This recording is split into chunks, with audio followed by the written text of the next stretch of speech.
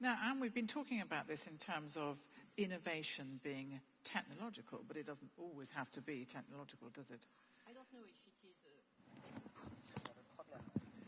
I'm sorry, because I was in another system with a microphone.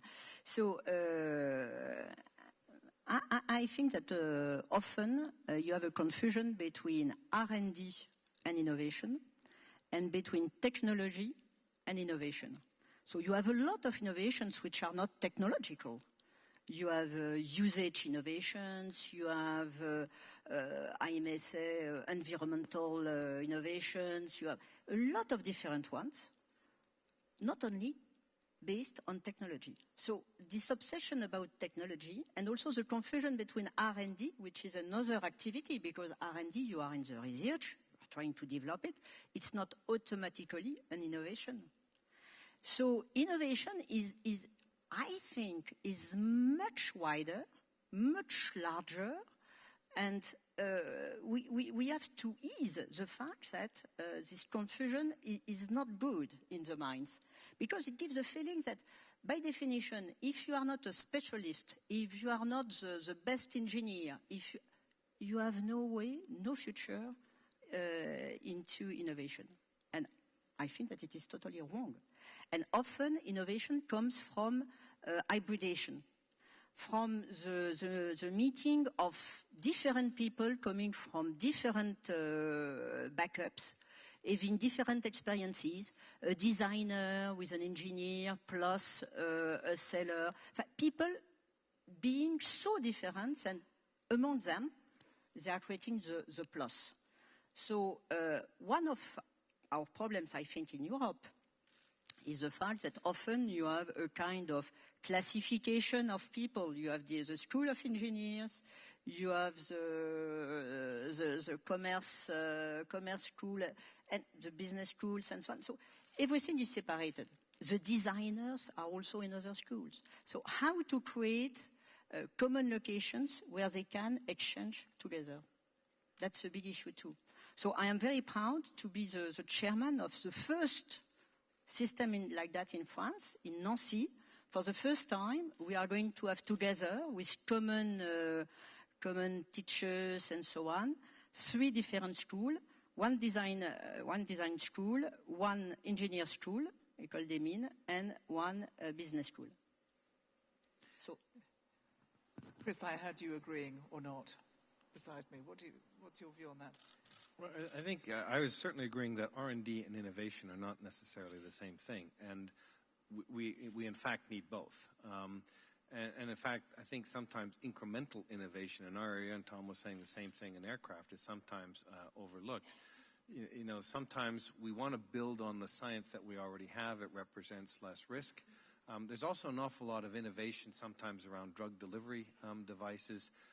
Some of this is not breakthrough, but actually represents a meaningful change in outcomes. So I think, you know, sometimes innovation gets overused. Where innovation can be helpful is obviously in creating truly competitive advantage. So a country that wants to have industries that can compete on a worldwide scale is going to want to have products that actually have a real value added versus what's on the market, because you can sell a product really one of 2 ways. You can sell it cheaper or you can sell it better. And the only way that you have a better product is through something that is innovative. But there's an awful lot of value added in R&D that may not end up being an innovation, but still can create an awful lot of economic value.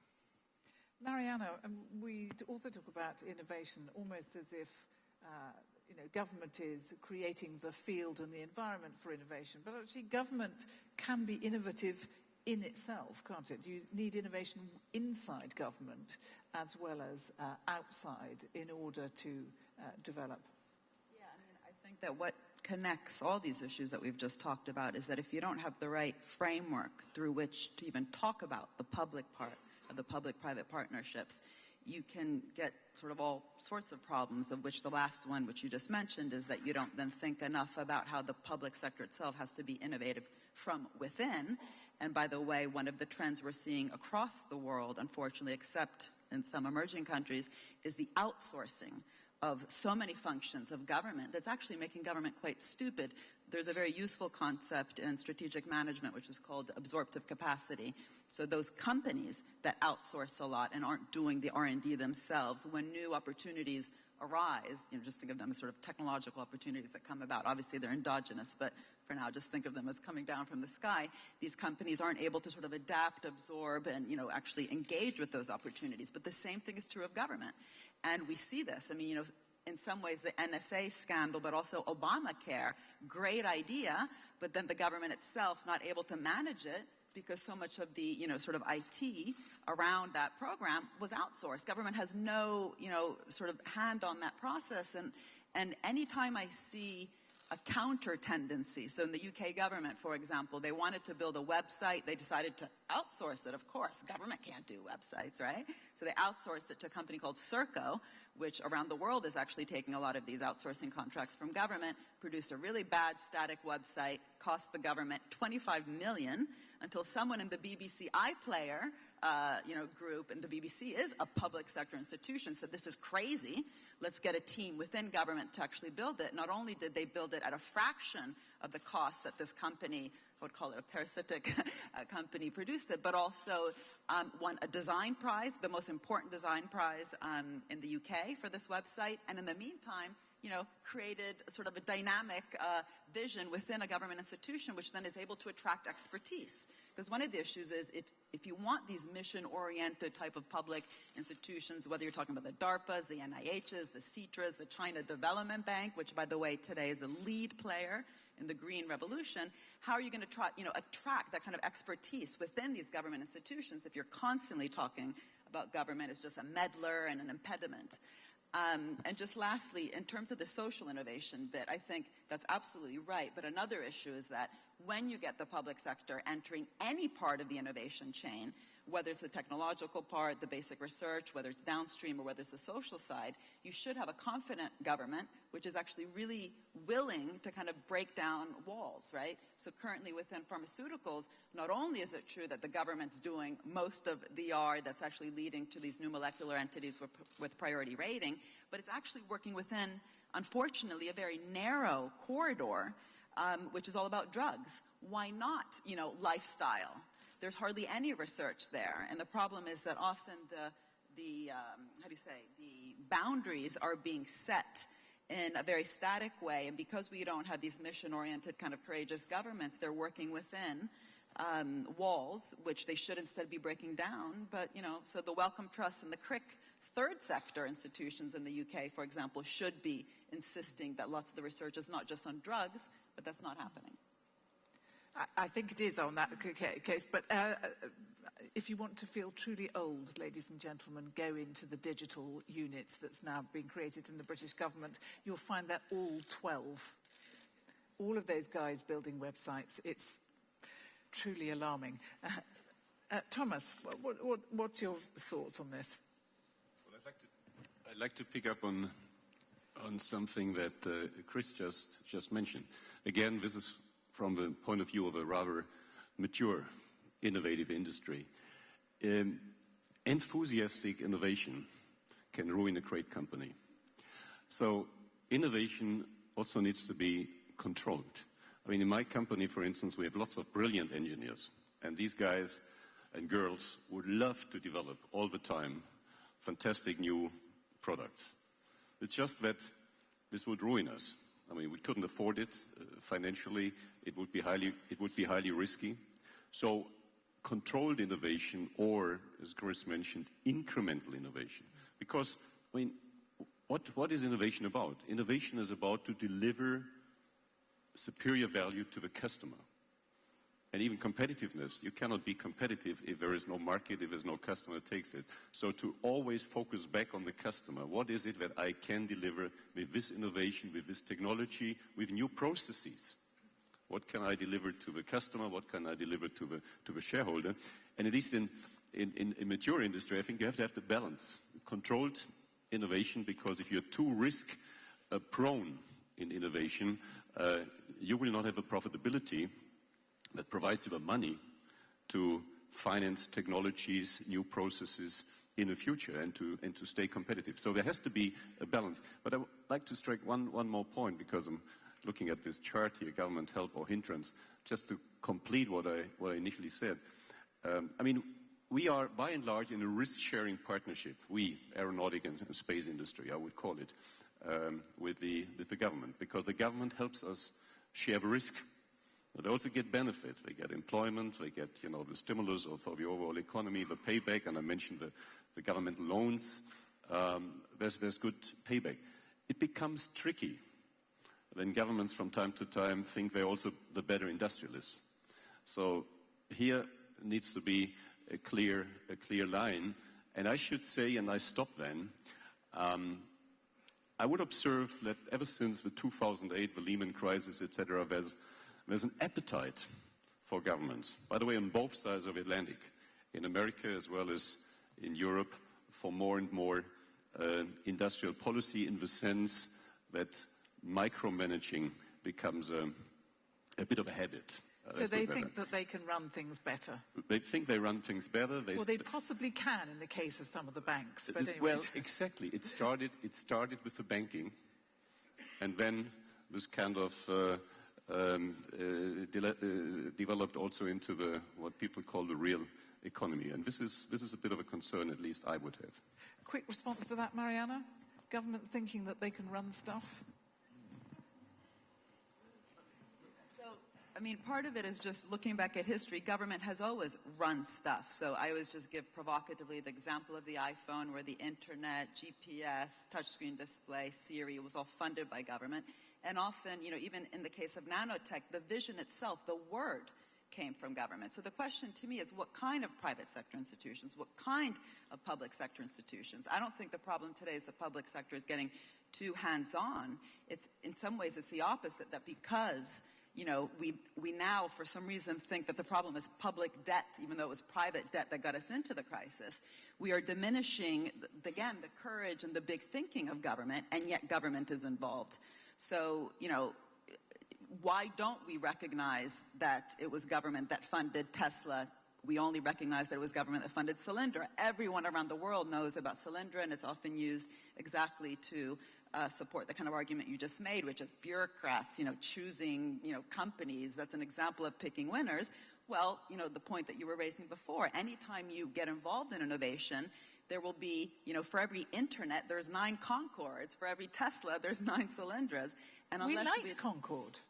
Well, exactly. To be honest, Concorde wasn't, I don't think it's been evaluated properly. You mentioned something important, though, which I want to take up with Anne, which is this idea of failure. Because if you innovate, you have to be prepared to fail. I mean, things are not always going to work out, you know, and it's not always your fault, although sometimes it is, but it's not always your fault, and you need to kind of learn from the experience. And we have no means of sharing those experiences in order to develop people and develop companies. And there's, in fact, in France, I think there's quite a stigma if you failed. For coming back to your last question, I think that the fact that we have new tensions between large companies and the states are not surprising. It's not surprising at all. I think that it is a normal, a regular tension, because you have the states, you have in our democracies people elected, they have to come back to the different citizens and to say, yes, we have lost those jobs, yes, we have this problem. So they need also to make the maximum of their own to push the large companies to do what they want. So it's a tension you can criticize on one side or on the other side. I think that it is part of the game. So it's never going to go away. Absolutely. So coming back to failure, I think that it is one of the main differences, cultural differences between US and Europe. In US, you fail, that's an experience, that's good. It means that you learn, so you are going to be better in the future. In Europe, when you fail, you fail. You fail. You are losing the face vis-à-vis not only yourself, vis-à-vis your family, your friends, the society. So culturally and traditionally, it's very bad. Well, I think that this culture is changing. in Europe. If I see in France, for instance, we have changed the law recently. When you, for instance, when you were going to bankruptcy in the past, you were, it was well known by all the people if they wanted to know it.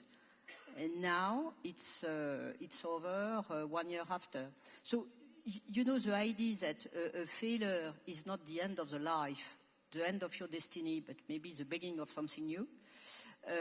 I think that it's more and more present, and it's more and more present because you have also a lot of young people, and that's a phenomenon I think that which could worry one day or another the large companies, but young people saying, okay, I do prefer to start on my own than to join, I may say, more classically, a large company, because I love innovation, because I have ideas, and because I don't know if my ideas, my innovations, and so on are going to be well seen by large companies. And, you have a kind of contradiction also, or a tension between large companies driven by processes, driven by systematic approaches, controlled, as you said, and innovation, because innovative people are by definition people thinking out of the box.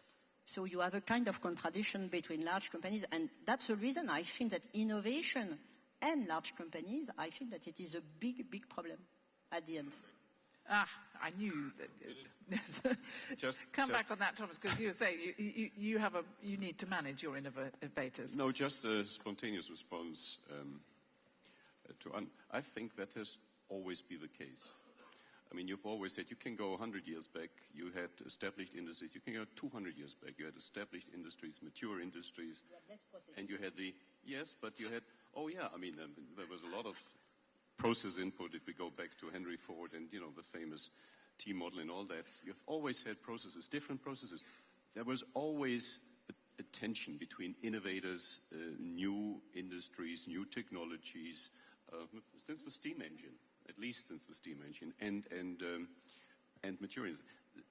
And that tension is fruitful.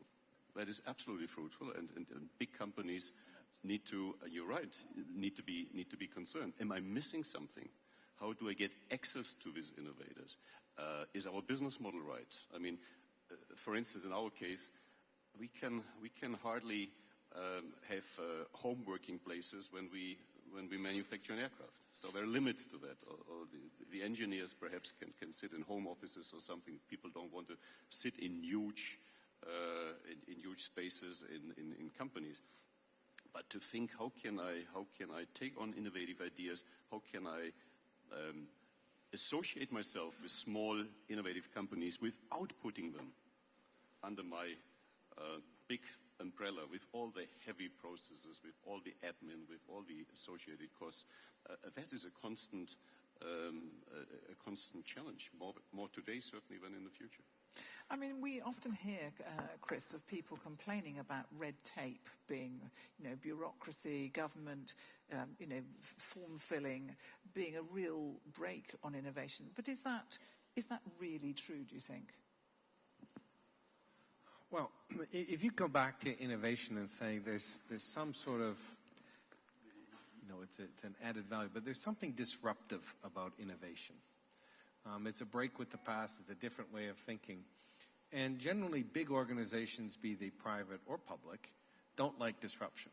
We have budgets, we have control systems, but equally, it doesn't mean we're not good in research. So if I look at a company like Sanofi, I'd say, we may not actually be the ones to come up with the brilliant scientific idea, but we are probably the people who can help identify the killer scientific experiment and validate that idea. So to give you an example, we actually co-funded a company with a venture capital. A professor of Harvard University benefited from an NIH grant, has a technology for genetically analyzing natural substances from plants and the like to see whether there are druggable targets. Sanofi has one of the world's largest collection of natural substances. And so we bring our library and our expertise actually in development and regulatory and understanding which of these could actually become a drug. Professor Vivienne brings his technology We brought a venture capital in only because it was useful to have a second opinion on the science, because one of the things that people forget is that, yes, there's an awful lot of government-funded science out there, but it's a fraction of it that ever makes it to a market. And there is an awful lot of risk associated with just which science are you really going to develop. And in any case, this was a way of kind of sharing that risk. It's a public-private partnership. It creates a company. It will create wealth. But, you know, we've done the innovative part outside. So for me, it's not so much a question, is Sanofi innovative, but how does Sanofi access innovation? And what can Sanofi bring to help accelerate someone else's idea? Because we have an awful lot of validating competencies, whether it's toxicology or it's clinical development, it's regulatory affairs, it's the market, it's a whole range of things. How do you measure the value of a medicine? And if you can find a culture where you create that collaborative environment, then you can actually make everybody accelerate. And that's why exactly who came up with the innovation and which part of it becomes less and less relevant, because there's so many different disciplines that are needed that you actually need to create that environment where people work together in ways that we've never really worked before. And I come back and put a plug in again for IMI on this basis, because to win a grant from the IMI, so no money comes from the European Commission to a company like Sanofi. But Sanofi has to put science on the table, has to put people on the table, and the only way you can win a grant is if you agree to work with a couple of other companies. So it forces you into a collaborative mode. It's in a pre-competitive space, so it's finding these targets.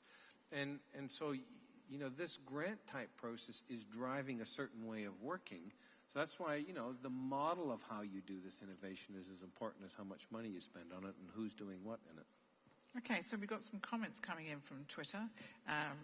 There are risks for the public sector. In the public sector, you can't say, I'm sorry, I got it wrong. In fact, I think you never find that they apologise, but and perhaps one for you, Mariana. Does government lack the expertise to follow up complex public-private projects effectively? Which government? So, you know, again, it's sort of a self-fulfilling prophecy, I think, that the more we, you know, bash government, think of it as a meddler, an impediment, and not allow it also to recoup, you know, the rewards, you know, who's going to want to go work in government? And, you know, I always give the example of Department of Energy that was recently run by a Nobel Prize-winning physicist. I mean, that's, you know, that's great, but that's not the trend. And I just want to say something, though, that because I really think it is the point. It's not about, again, whether we want the public and private sector to work together, or whether it's beneficial, or whether there's plenty of examples like the ones you just mentioned where we have fruitful working together. It's you know, a question, again, of whether we can think of very concrete ways to also share the rewards. Because, you know, just very specifically in the U.S. at least, you know, one law that really benefited the pharmaceutical companies was this Bayh-Dole Act, which allowed publicly funded research to be patented in 1980. That in itself just created all these biotech companies. Most of the biotech revolution started then because you had patents that could become these startups. But in that act, it actually says, be careful. We don't want to make the taxpayer pay twice, right? You know, both for the research and then these very high prices of the drugs, which are charged all over the world. It's simply that in some places of the world we have a welfare state that covers that cost, but the price is still the same. But, and so it actually has a part in that act which actually says government should therefore have a say on the prices. But it's never actually, you know, executed that right. Just like, you know, the example I gave before of Tesla, when it was government funded, there was something in there that said the government then has the right to buy the shares when they're very low. They didn't. And then concretely in Europe, I think we have an increasing amount, so this is actually changing over time. It's not just this constant aspect of this dysfunctional relationship between business and government. So this new law in the UK, which was lobbied for by one pharmaceutical company, which is called the patent box. Anyone who knows anything about innovation knows it's not going to increase the investments that companies are making in the innovative process. This is a law that allows, even if you have an airplane and just one screw in that airplane is patented, the entire income generated from that plane is then susceptible to these massive tax reductions. What's really driving innovation, whether it's in aerospace or pharma or IT, is this perception of these future opportunities out there this is what Keynes called animal spirits, by the way, it's not just making things cheaper through these taxes. So there's no evidence that R&D tax credits in countries without big sort of spending on opportunities make R&D happen that wouldn't have happened anyway. And this patent box, just in the UK, is going to hurt government budgets by £8 billion without really generating any innovation that would not have happened anyway. So let's stop just talking about the public sector, give it money to spend instead of taking away through these useless policies. Okay, so I'm now going to come down here. Any questions? So I'm going to take the microphone off Anne. Okay, so let's hear from you. Tell me your name and who you are. My name is Bert Witkamp. I'm doing currently research on electric vehicles for a book. My question is, in doing this research, I look at how research is done in the different countries, and I see a very big difference between the United States, which has some of the top scientists in this area are in government service. They have national laboratories, they have the EPA, so they have a lot of knowledge inside the government. When I look in Europe, I'm not saying it's right or wrong, but basically Europe is distributing money to companies to do research, knowing that electric vehicles will be a very complex transformation. Please your comments on what is a good model. Okay, so Anne, I'm going to go to you, and Thomas, would you just let the... No? Who's going to take that?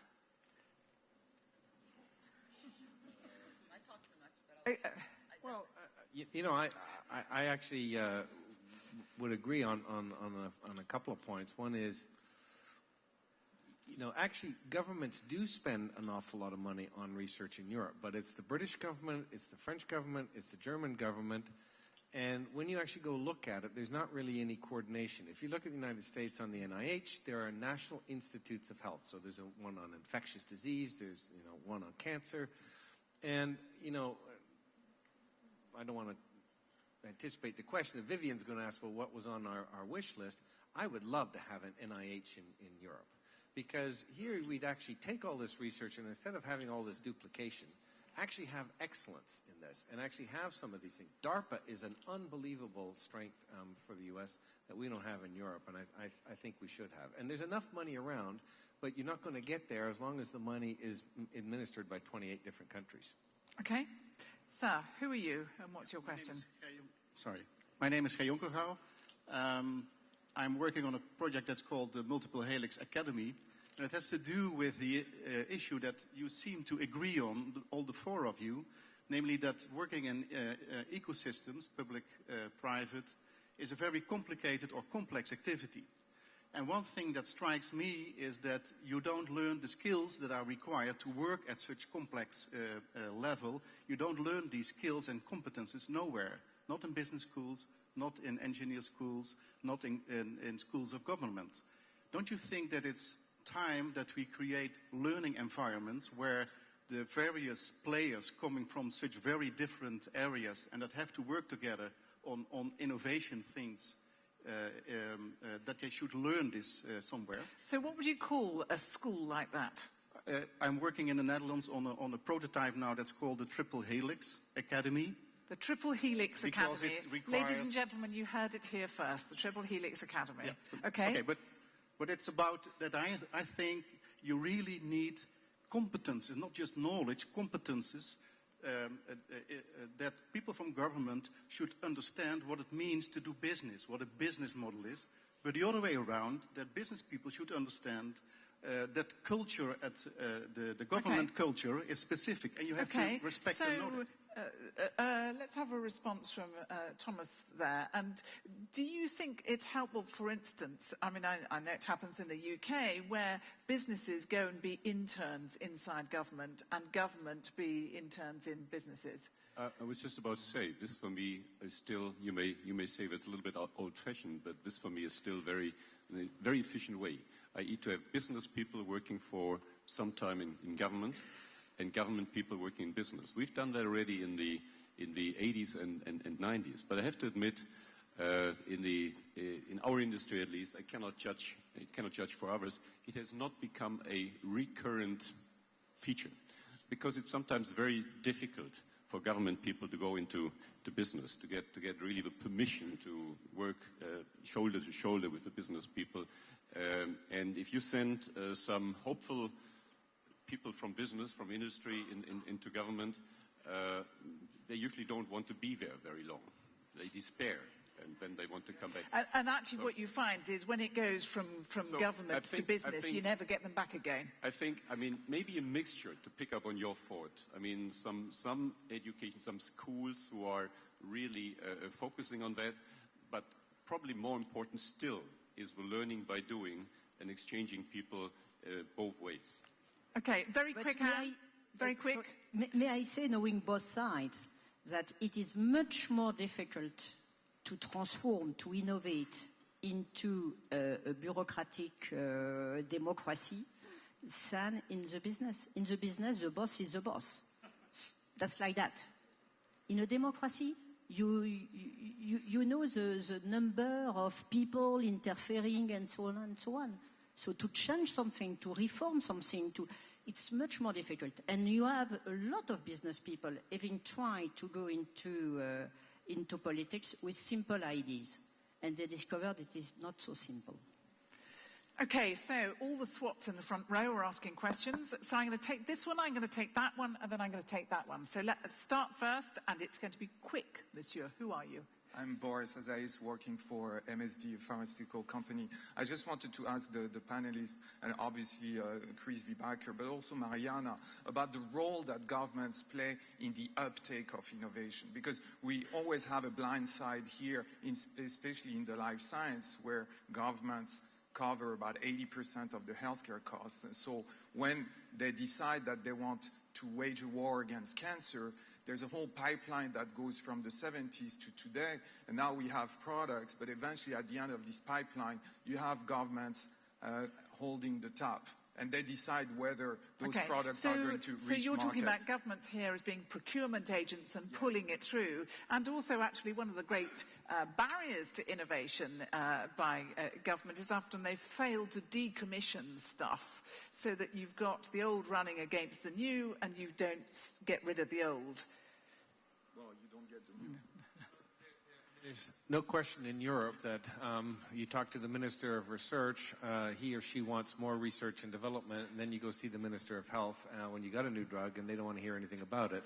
And that is going to be a problem because people won't invest in that basis. Now, the reality is we need both. We need actually a healthcare system that focuses a little bit more on prevention, because we could actually reduce healthcare costs if we actually focus more on wellness. Which would also engender quite a bit of innovation in here. And then you would actually have a price that could be paid for innovation. That's why this industry has never been against generics. Generics are important to actually create the financial headroom for innovative medicines. But that is where I think Europe is still behind the US, in that it is so much easier to get an innovative medicine quickly reimbursed. And today you still have to say that a lot of the development is driven by the US market because of the differing pricing and the different acceptance of it. Mariana, quick thought from you. Two issues, I think. That one is about deployment, right? So it took electrification when it was invented kind of 40 years to be fully deployed throughout the economy. Same thing with the mass production revolution. So the question today with both IT revolution and the emerging sort of green revolution is what can government do to get sort of full uptake of those new technologies? And you have to remember that, you know, the mass production revolution, for example, it wouldn't have been fully deployed if you didn't have government policies that then both thought about but also facilitated things like suburbanization, right? And we don't think in that sort of time span, but one way to think about, for example, green, it's not really a revolution, it's a potential deployment and a direction for the IT revolution. But government has to think of policies for that. I don't know, I mean, that's a bit of an abstract answer, but it's really important because in some ways you're talking about deployment. But otherwise, just quickly, one of the ways to get this risk-reward relationship more functional that I was talking about is also to look at concretely what governments have done. And in defense in the US, it was much easier because, as you say, there was products. And even though the government was funding it, often in companies, they had the right to then get that product for free if they needed it. In health, we haven't had that, and this has actually been one of the dysfunctionalities. They fund the stuff, and then haven't, you know, had that sort of direct relationship, and then also allow and I don't want to go into the details because it takes so much time, but some of these, problematic policies to come about which then hurt government investments in the future because they don't actually buy back the drug necessarily. So interestingly, I'm on the board of Genomics England, which has been set up to deliver the 100,000 Genome Project, and it's been very, very clear that if anybody develops products, they could be diagnostics, they could be drugs, from use of the data in the 100,000 Genome Project, then there will be a return for the NHS, the British health system. So, sir, what's your question? And brief, and who are you? I'm Marcos Nogueira. I work for a consultancy company who helps cities and regions to... Is it? Yes, just... Yeah. Cities and regions managing innovation programs. And my question relates to the Conference of Mayors. There is a European platform initiative where 5,000 cities and municipalities agreed voluntarily to share targets and references and methodologies and programs to get up to 20% reduction of CO2 by 2020. That's a huge example of open innovation, and that's a huge example of responsibility and commitment from local governments. Every big city in Europe is involved in this program, and it is, if well managed, is able to generate millions of employments. And my question is, how does it fit the models, the innovation models we have been discussing this afternoon? Who would like that exam question?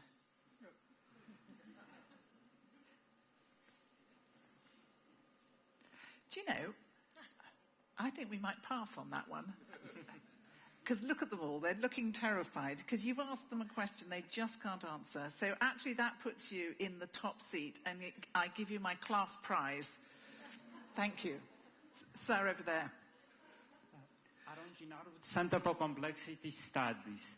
About innovation, the policy of innovation can see a lot of things. For instance, the truth and the other, something that is not. I want to ask each of you, which you consider the greatest myth in the policy of innovation, relationship between public and private innovation policy. Right, I think you'll find that Mariana has written a whole book on that, so it'll be hard to confine it to just one. One myth from you, and then we'll talk to the others. Yes. Well, yeah, so it's a very complex point, but what the point is that the myth is that that you somehow have this private sector that's just dying to innovate, and all that you need government to do is to, take away the impediments, whether it's tax or regulation. In fact, often, if you look at the history of innovation in different sectors, you haven't had this, lion in a cage, you have a little pussycat, and the role of government has actually been to directly, not indirectly, fund these massive opportunities, which then get the pussycat to even get the courage to want to go invest. But because the story is the opposite, we have allowed that narrative, which is exactly the opposite, this roaring, creative, dynamic, thinking out of the box private sector, and this boring but necessary public sector, which has to do the basics, to really guide all sorts of things, including tax policy. Capital gains tax fell in the U.S. from 40% to 20% through lobbying of the National Venture Capital Association, presenting themselves in this mythological way. All that has done is fueled inequality, not innovation. Okay. So the stakes are massive. Okay, I'll stop you there, because you could go on all night on that one. Let's have a myth from you, Chris. I think the myth is that it's either the public or the public sector that drives innovation. The reality is it's both. And I think there's also a myth that the public sector doesn't benefit because, if you look at tech transfer in universities, they have not actually benefited from patents to the extent they have because there's still a huge amount of risk in development. Okay, Anne, very quickly, one for you. I think that those relationships have to be improved. I think that we started to speak about ecosystem. An ecosystem means to have an aquarium with happy fish. So happy fish means the right light, the right heat, the right oxygen concentration. the appropriate pH, a lot of different things. So I think that the states are responsible to understand a little bit more what the business needs to expand itself, how the innovators could find the way of doing things in the perfect way. At the same time, the business has to understand a little bit better what the environments, their environments are, okay, and including the citizen. Thomas, very quick one from you, a myth from you, then we'll take this gentleman at the back here and the gentleman at the front. Very quickly, I agree with Chris. It is both. Innovation, it's not neither nor or neither or, it's both. In my business, I explained it before, we have a risk-sharing partnership since decades. I think there's a huge payoff for the governments, for the taxpayers, and for thousands of small and medium-sized enterprises. Okay, tell me who you are, sir. Hi there, I'm Martin Currie. I'm head of Intel's research labs in Europe. I thought the gentleman here asked an incredibly important question. Can you answer it? I can answer it, actually. Fantastic. Sir, listen, this man can answer your question. So there is an emerging methodology. There's an EU group that have been working on this for a couple of years, the Open Innovation Strategy Policy Group. It's called Open Innovation 2.0. Please don't laugh, but what you articulated was there's some characteristics like articulating a shared vision, and the Conference of Mayors actually have articulated a shared vision, 20% reduction by 2020, and that's the starting point. You also have to articulate shared value. Michael Porter has been writing about this from the Harvard Business School. How do we reconceive the intersection between business and society? So the idea that we could solve big problems and actually be profitable at the same time. The gentleman at the front mentioned triple helix. Well, there's a quadruple helix, and the idea of the quadruple helix is when you have government, industry, academia, and citizens coming together. And when we actually have a shared vision, we can achieve structural change far beyond the scope of what we can do on our own. When we apply exponential technologies, we can actually get these changes. So there is an emerging methodology, and we actually have some test cases. Over the last couple of years, we've been studying why was Apple successful, the idea of the reverse innovation pyramid. Obviously, they've got great products, brilliant innovation, but they have this huge ecosystem of innovative developers that is driving momentum. Imagine the power of that actually applied to the Conference of the Mayors. So I think there is a methodology. There's a fringe session in the morning if people are interested. It's called Killing the European Zombies, because one of the key issues is we have lots of zombie European projects that need to be killed. And you need to fail, of course, but we need to be able to plow into the projects that are going to win. So anyway, I didn't mean to make a speech, but there is a methodology. There is a whole vernacular, lots of research going on, and actually great living lab pilots articulating how this can happen. Fantastic. So, sir, you get my second gold star of the day, because you've prompted an advert from the back for the quadruple helix, one-upmanship in helices tonight. And we're going to go to the front, and that gentleman there, stand up, sir. Hello, my name is Rustam Baratov. I'm an entrepreneur, but also a student. And I have a question which regards our present generation. I don't want to generalize it to everyone in Europe, but also in the world.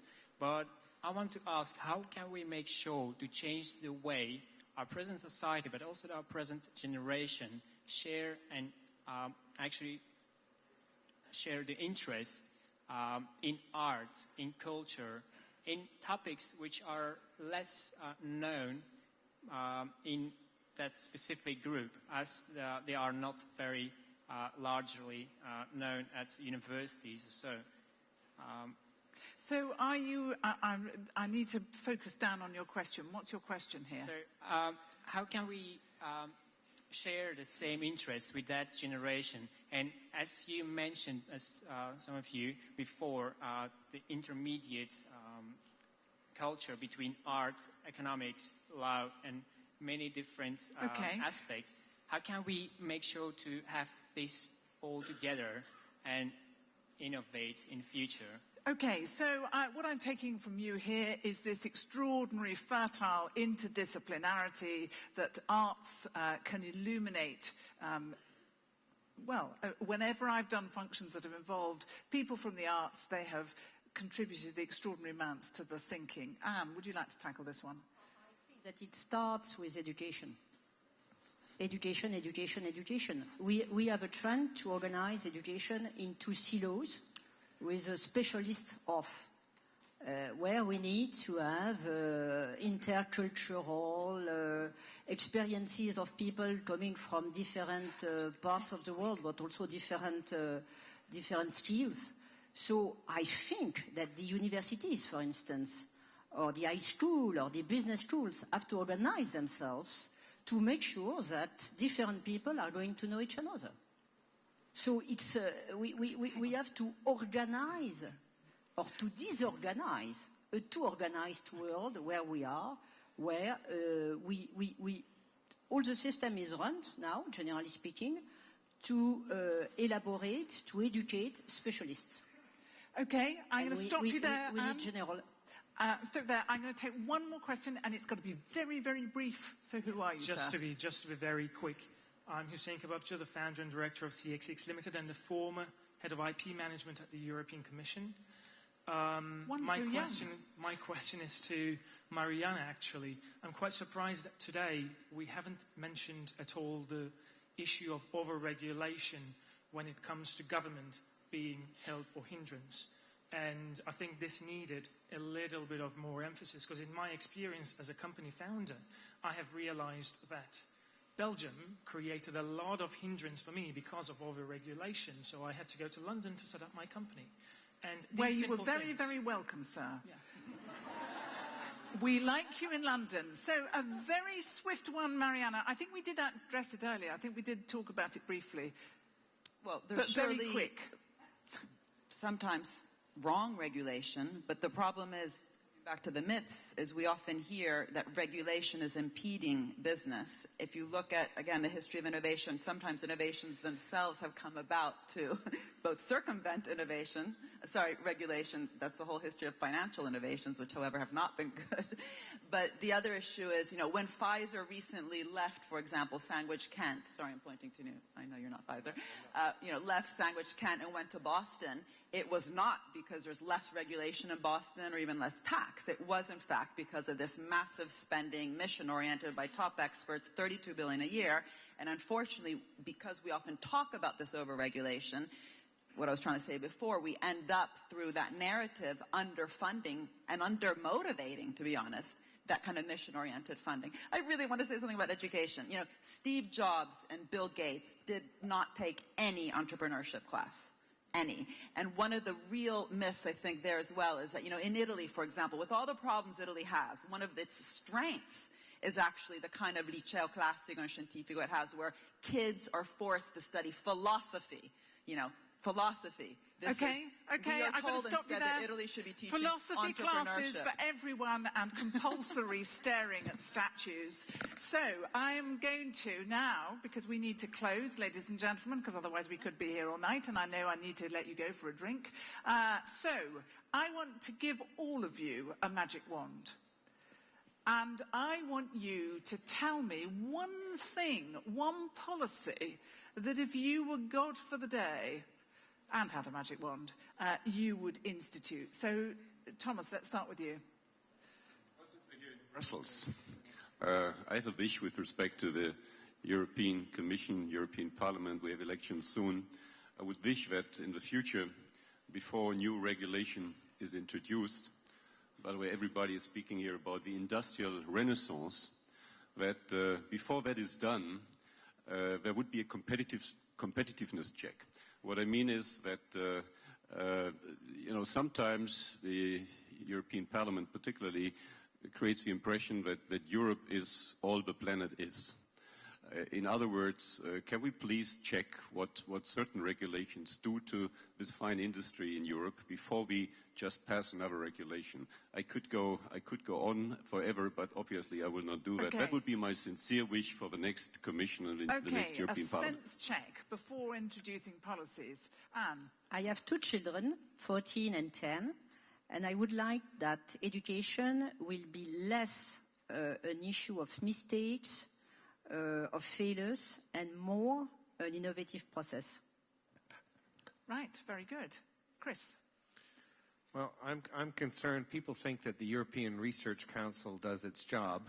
It doesn't. I would really like to see a true European NIH, that we perhaps network them and we say, okay, the MRC takes care of cancer and the INSERM takes care of infectious disease, and we have a number of them in other countries, but we are at a competitive disadvantage in Europe for not having an NIH. Okay, so an NIH for Europe. Mariana. And say an innovative force more than a policy, which is, I would love it if there was a proper business forum giving a progressive opportunity setting force to government, as opposed to the current voice we have, whether it's Confindustria, Chamber of Commerce, CBI, or even Business Europe, where all we hear about are the complaints, getting government out of the way. We have the R&D scoreboard funded, by the way, by the European Commission. Let's use that, get the top innovative companies, the most innovative people within those companies to form a different voice, which is really kind of revitalizing and giving strength and courage to governments, as opposed to constantly depicting them as the problem. Fantastic. Okay, so, ladies and gentlemen, we've come to the end of our session. And can I ask that question again? How many of you think that government is a help? How many of you still think it's a hindrance?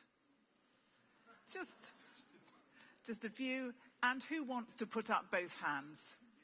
Marvellous. Right. Ladies and gentlemen, thank you very much for your attention. And would you please now thank our fantastic panel, Mariana MAZZUCATO, Chris VIEHBACHER, Anne LAUVERGEON and Thomas Enders.